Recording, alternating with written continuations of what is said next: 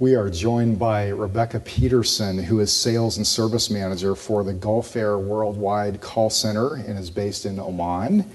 She also recently won the Middle East Call Center of the Year Award from Insights, and a very prestigious award. Rebecca, congratulations for that. Thank you. Your call center is based in Oman. Do you have other call centers in the region or around the world?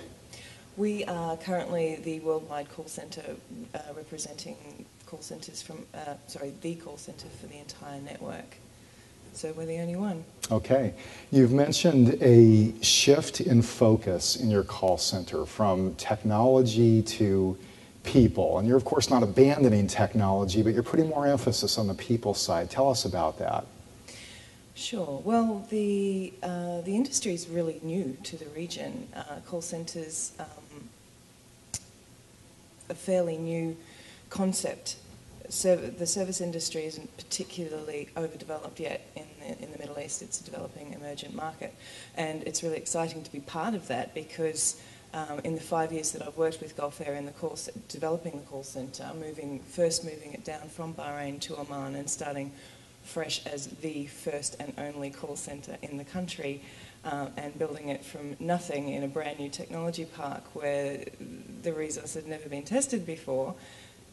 And creating an award-winning business out of nothing, raw resources, has been a huge challenge. And the reason why we focus so much on the people is that because there's no precedent for the standards, we've had to create an awareness of not only the business culture that we wanted to emulate, but also of a sales and service mentality in the first place, because it doesn't exist. So how's that working? How are you getting people on board with this process?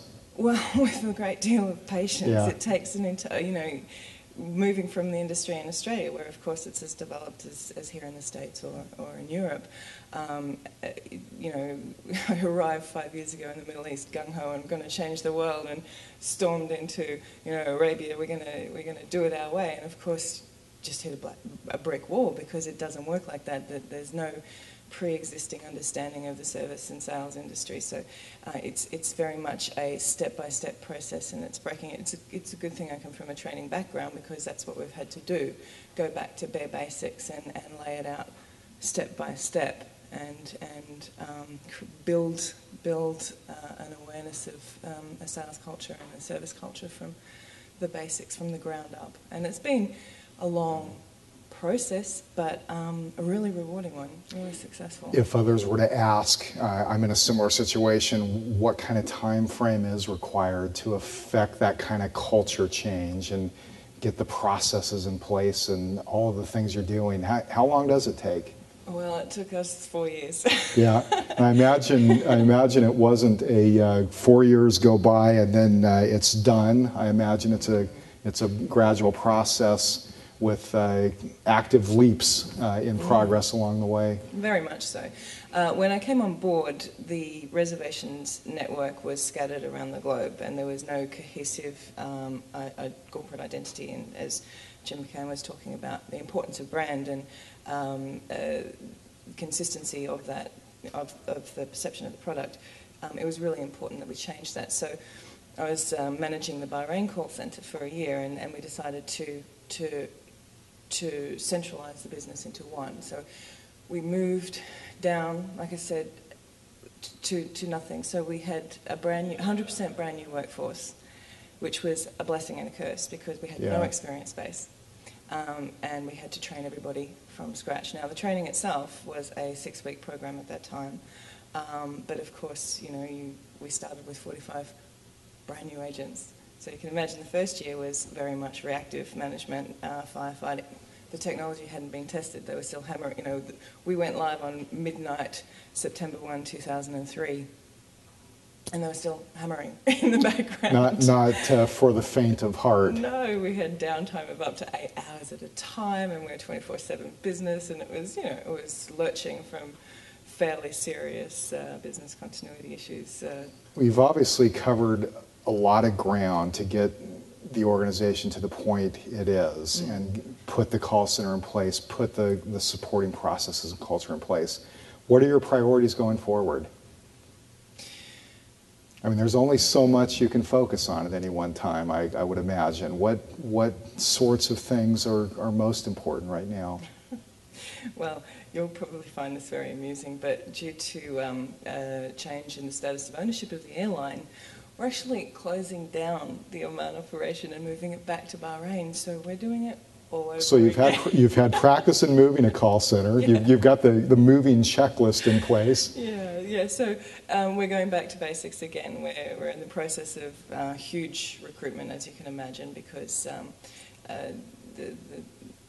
it's obviously a different world. So we're natural attrition has taken care of our Omani staff, and due to agreements with the government, we're employing 100% Bahrainis now. So we're again doing 100% turnover of staff and starting again with inexperienced agents. But the difference this time is the groundwork's there. We've got a good cutover plan in place, and it's in progress at the moment. Yeah. So we're just in the again. It's always people. The focus is on the people. It has to be on the people, especially in the culture that we're working in, because it's not unionised, but it may as well be, in terms of the fact that it's a government supported. It's private enterprise, but that's only in title. It's really a government business. So for two reasons, we have to take care of the people. A, because the government insists it, and B, because it's the only way to make a successful business anyway. They are the legs that we stand on. So we invest hugely in training and development and career progression and clear career planning. And this is the first. The culture has never existed there before. So they're sort of, at first they were very wary of it, but because it's very much an us against them mentality with employers in the Middle East. It's this instilling loyalty is in a corporate entity within the employees is a challenge, because historically business is all about family business, and loyalty belongs with the family, not this strange new cold relationship. It's a new way of doing business. It's a new way of doing business. So instilling that loyalty is really, really vital. And that's been the challenge, but it's been a fun one, because creating a competitive mentality in the staff, for example. At first that was, but you don't compete against your colleague, you compete against the company, but then they sort of, incentives come into it, and they like the prizes and the opportunity to get recognition and reward, and it's been a fantastically rewarding, fulfilling journey for me as a manager. The Middle East, like so many other regions in the world right now, but clearly the Middle East is a standout example of an area that in so many parts is growing so rapidly. What's the outlook? What's the outlook for call centers in the Middle East? Oh, well, very, very positive.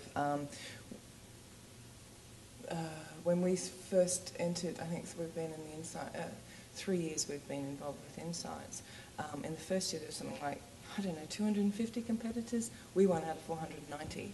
Congratulations. Thank you. So you can see how quickly the industry is growing in the region. It's huge. And we'll continue to at that sort of pace, I'm sure.